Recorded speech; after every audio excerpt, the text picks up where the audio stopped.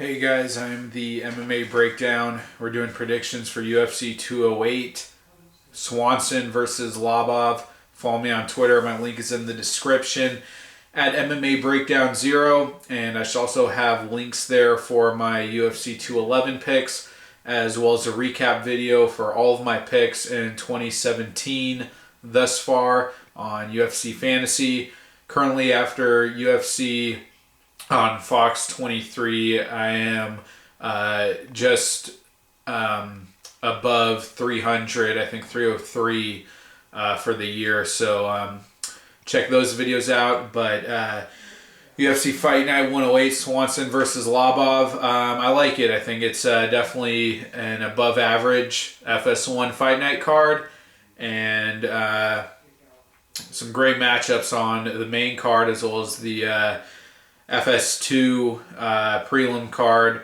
I like it. I think it's going to be really fun. All right, first fight at flyweight, Hector Sandoval versus Matt Schnell. A tougher fight to call, I think. I'm going to go with Sandoval. I think his wrestling is going to be enough to nullify the submission threat of Schnell. I think that Schnell, being a guy who primarily fights off of his back and who's really willing to give up positions in search of the submission, I think that's just a pretty risky, limited style that is not going to carry him very far in the UFC. Even in his win over Matt Rizzo on Tough, gave up a lot of positions going for the submission. It just got absolutely destroyed by a more athletic, more dangerous fighter in Rob Font. So I think Sandoval has good enough wrestling and is the better athlete that he won't get submitted on the ground. And then on the feet, I think Sandoval is the more aggressive boxer. Although Sandoval did get worked on the ground by Heiss. So, I can't completely count out Schnell on the ground.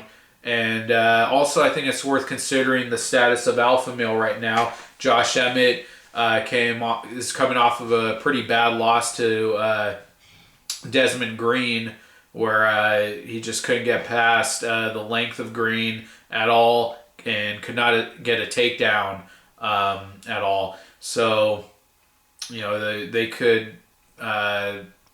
whatever is going on, coaching or strategizing at Alpha Male could not be working. And Sandoval's a greener guy who, hasn't really shown much else to his game other than being a typical boxer wrestler. So Schnell being a specialist, he might be able to get a submission here. But I just think the athleticism, and the wrestling, and the aggression of Sandoval is going to be enough to get a decision win. So that's my pick.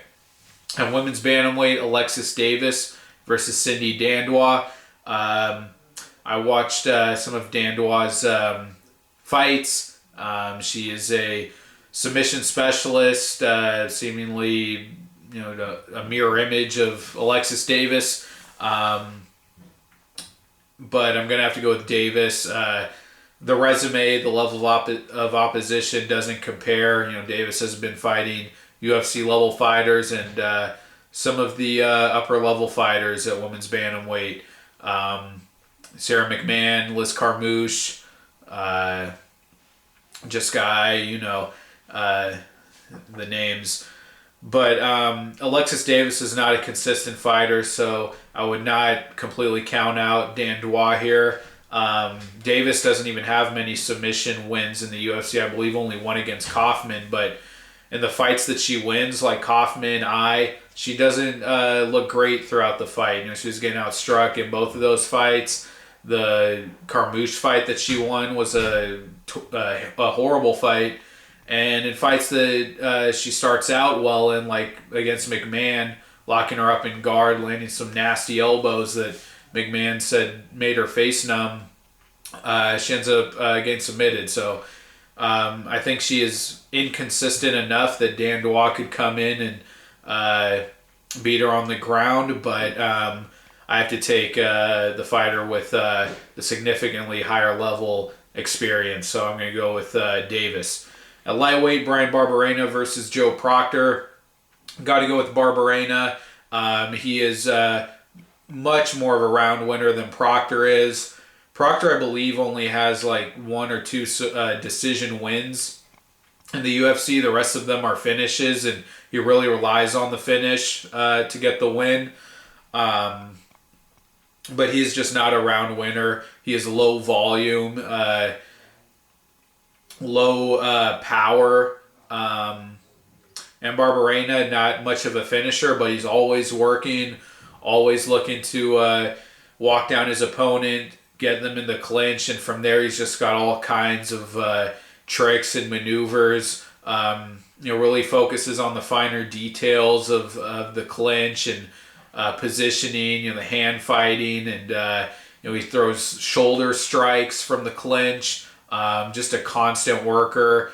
Very durable. If Colby Covington couldn't get him out of there, I don't think Proctor really has a chance. Proctor is dangerous with his submissions, but not a good or active wrestler. And Barbarena is a decent wrestler. I just think Barbarena is going to have the volume edge. Just a much higher work rate.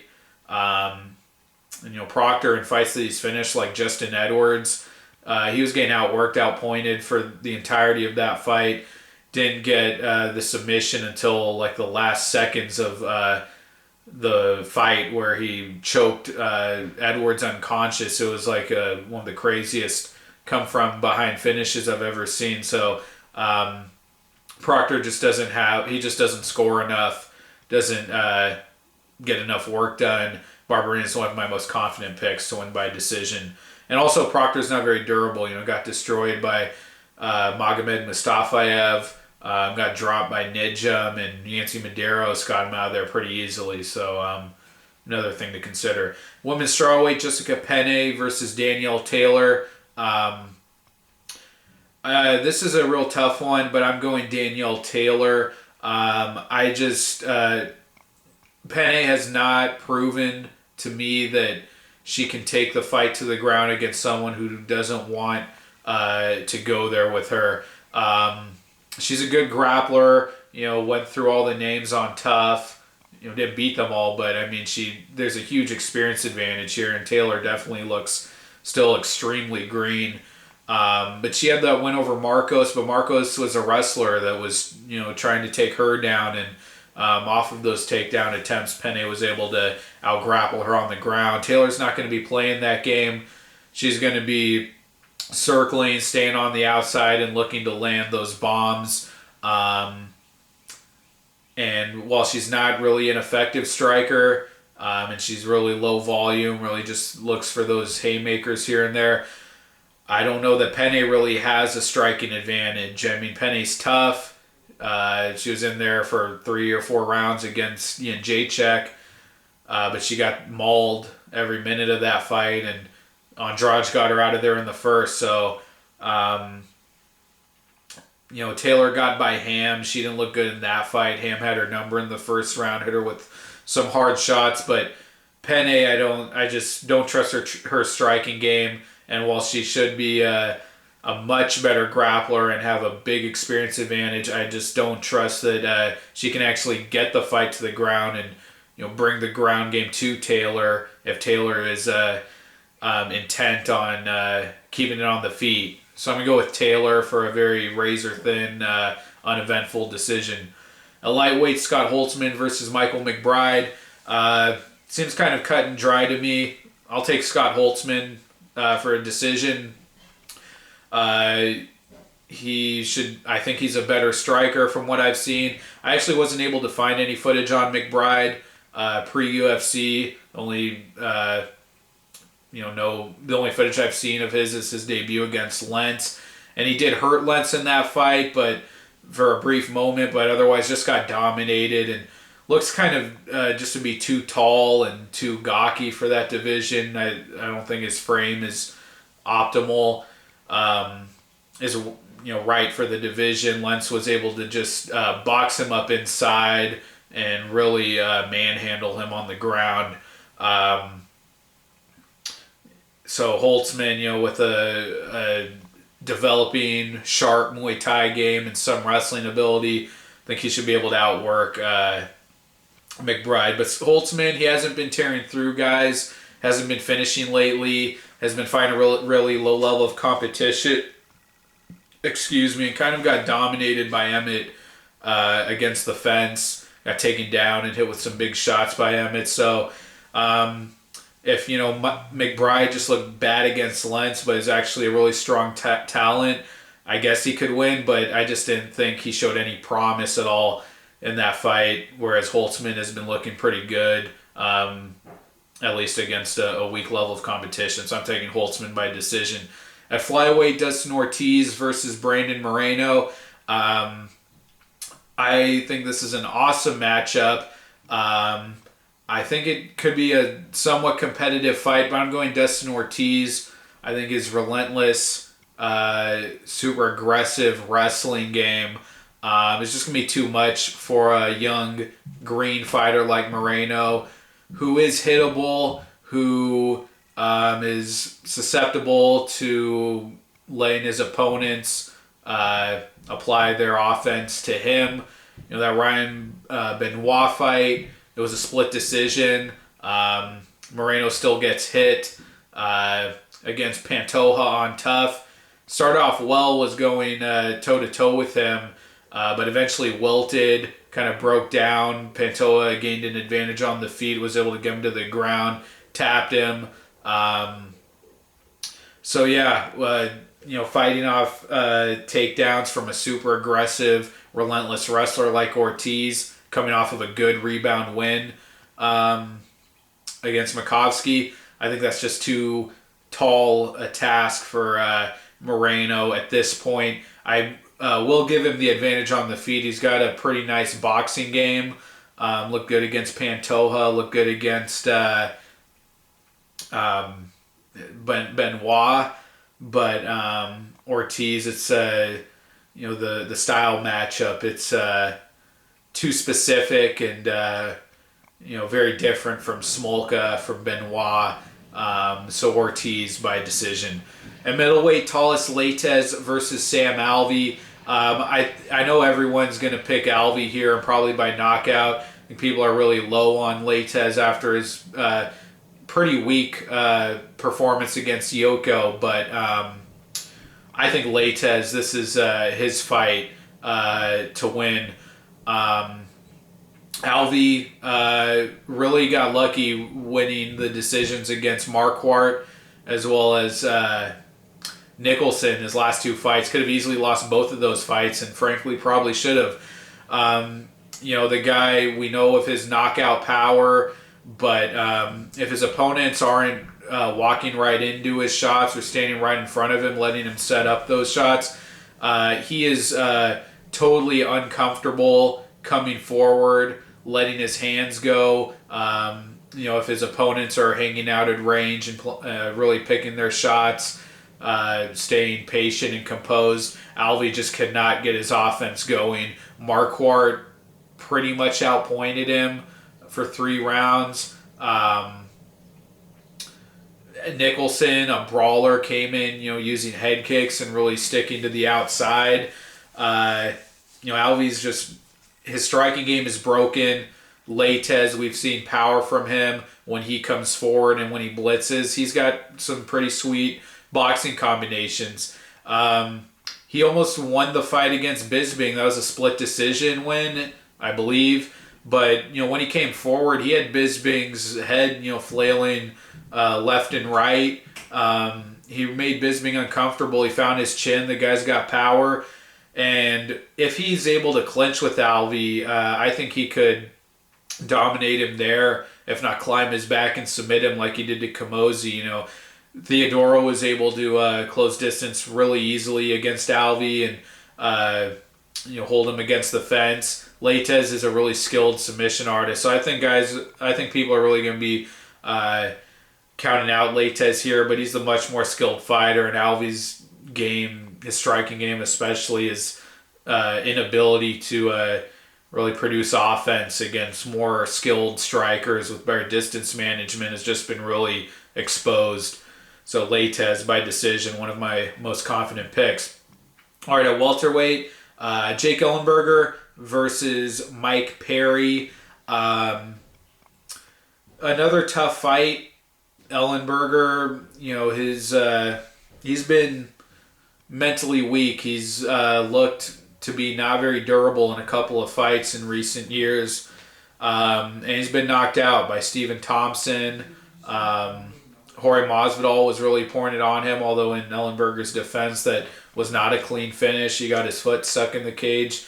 Although, I think Masvidal would have definitely finished him off anyways. But Ellenberger, he can still turn in a good performance against really good guys.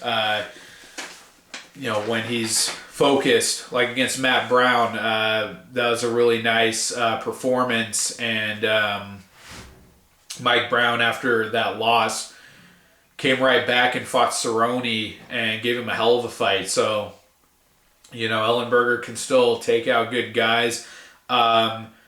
Perry's just really hard for me to see him beating Ellenberger after that abysmal performance against Joe Ban, or his, the limit of his striking arsenal was really exposed. I'm going to take Ellenberger. I just think he has a few more tools on the feet. A jab, the kicking game that we saw against Brown. I think he can even take Perry down. But Ellenberger, ever since that loss to Campman, has just not looked the same. Has been unwilling to let his hands go. And, he really turtles up. He really retreats when guys start getting a beat on him and start finding success on the feet. Perry's got big power, so if he senses Ellenberger starting to shell up, I think he could jump on him and end it. But I just think there's still a big skill gap with between Perry and Ellenberger. And Ellenberger's game is not the same as Joe Ban's. Definitely he's not the same kickboxer or distance striker, but Perry couldn't take out Roberts until the third round and still got hit a lot in that fight. So I just think Ellenberger's got the sharper striking game. It's tough. It's kind of a toss-up to me, but I'm going to take Ellenberger for a decision.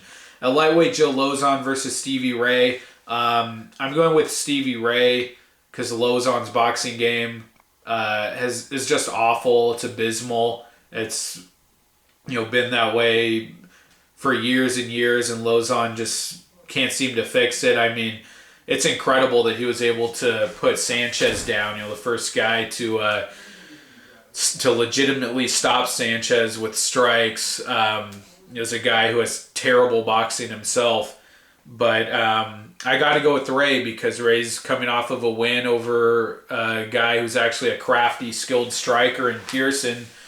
And that was a way tougher test than Lauzon. And Ray, I think, is still, putting his game together. That was a split decision win over Pearson. It wasn't a very eventful fight, but if he could solve that puzzle, I think he can definitely, out strike Lauzon on the feet.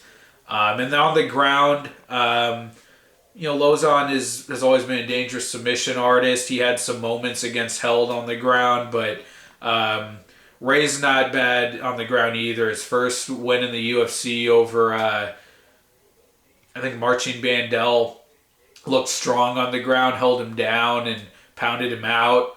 And then against, who's the Patrick, Alan Patrick, got out grappled in that fight, but really struggled with the size of Patrick. But when Ray was the one able to press the action, he had some nice exchanges on the ground, able to take the back at one point of Patrick. So Ray's not bad on the ground either. And if Lauzon comes out really looking to brawl, he might get put out because Ray's got power. We saw that against Mafra. But yeah, Lauzon's just too poor a boxer. We saw it again in the Miller fight. So I'm taking Ray by decision.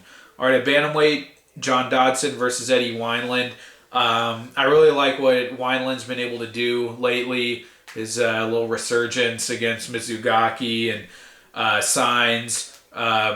Really being a more composed striker than ever. Really, reading his opponents and feeling them out, and then is able to land the fight-ending strike. But to do that against Dodson, I think would take a Dodson who's really several steps slower than his prime form, like the one who showed up against Makovsky, or a Dodson like that. But Dodson's coming off of a fight that a lot of people thought he should have won against Lineker. He's still competitive with the best guys. And I just think there's going to be a big speed and power differential against Wineland. If you think back to Barral Wineland, Barral was able to pretty easily land that big shot, spinning back kick, and Dodson still got that speed. We saw it against Gamburian. So, yeah, I think Dodson just kind of has the advantage here with speed and power. I think he's going to close the distance on Wineland and get him out of there. All right, at light heavyweight, Ovince St. Preux versus Marcos Rogerio de Lima. This is a tricky fight. Ovince St. Preux, his lack of fundamental striking has really been exposed. Losing his last fight to Ozdemir, a guy who no one had ever heard of, coming out of nowhere, making his debut, and just really out kickboxing and having better technique than St. Preux. And Preux couldn't get anything going, could not adjust at all. And also before that, getting brutally knocked out by Mano on the feet. Two pretty bad losses. Rogerio de Lima is not a technical striker, though, and he's really nothing more than a one-round fighter looking for the big knockout. It really does not have a win over anyone meaningful.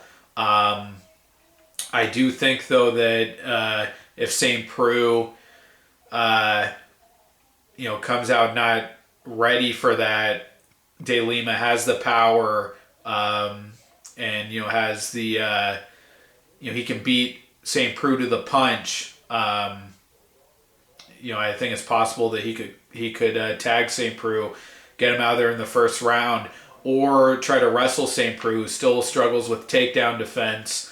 We saw it in the Teixeira fight, and we saw Rogerio de Lima really employ that strategy against Clint Hester. So I think there's an opportunity for him to take St. Preux down, but really, Rogerio de Lima, like I said, other than looking for the finish in the first round, does not have a deeper game than that. He's a one-round fighter, not a high IQ fighter. Really kind of gave the fight away against Krylov, trying to submit him against Antigulov. Got taken down right away, and his defense from his back looked pretty weak, was trying to strike from his back. So I think that he might make it scary in the first round for Preux, but then I think Preux should get past that. And while I don't think it's going to be an impressive win for Preux, I think he'll just have a slightly more technical and slightly more diverse striking game, and be able to stay away from the power of Lima, maybe hit takedowns, and win a comfortable decision. So St. Preux by decision. All right, at lightweight, Iaquinta versus Diego Sanchez. This should be an awesome fight, but I think Iaquinta has this one in the bag. Not only a huge youth advantage for Iaquinta, athletic advantage. But if Sanchez, tries to bite down and brawl with him in the pocket, I think Iaquinta will have a hand speed advantage. He's got the power advantage. We've seen him put out two guys who should have beaten Sanchez, one who did, and Lauzon. If Lauzon's putting out Sanchez on the feet, I mean, Iaquinta definitely has the potential to do that. But also Ross Pearson, who Iaquinta knocked out, he should have gotten the win over Sanchez. So Sanchez, an aggressive fighter, but just does not have the technique and is really kind of physically broken down and shop worn at this point. I think Iaquinta will be able to out-brawl him, and he can hit him pretty hard, and just has more hand speed at this point. And I don't see Sanchez taking down Iaquinta the way he did to Held, who was out of shape, not prepared for altitude. Iaquinta is going to be ready for that. Iaquinta is going to be a more better able to defend himself on the ground if he gets taken down. Too much technique here and power for Iaquinta. He could put Sanchez out, but I'm going to say Iaquinta wins by decision. All right, and then the main event at featherweight, Cub Swanson versus Artem Lobov. I think this is a stupid matchup. I think Swanson totally dominates him. I hope this is the return of the Swanson first round knockout, but I'll be very surprised if it goes past the second. I'll admit that on Tough, Lobov, I thought he looked like a really good talent, knocking out all those guys, and great timing. But it's just not working out for him in the UFC. His first fight against Alex White started to fade hard at the end of that fight, and started to get tagged with some big shots. He looked terrible against Hall on the ground, and got the wins over Avila and over I can't remember the guy's name, the Japanese fighter, but he's leg kicking them and just kind of very conservatively outstriking them from kickboxing distance. And you think, does anyone think that's really going to work against Swanson, who's coming off of a huge rebound win over Doo-Ho Choi, a super scary knockout machine? Swanson by total domination. He could get him to the ground and destroy him. He could just sling leather at him. Like those classic Swanson knockouts against Roop and Oliveira and Pearson. I think Swanson should just run over him, so I'm taking Swanson.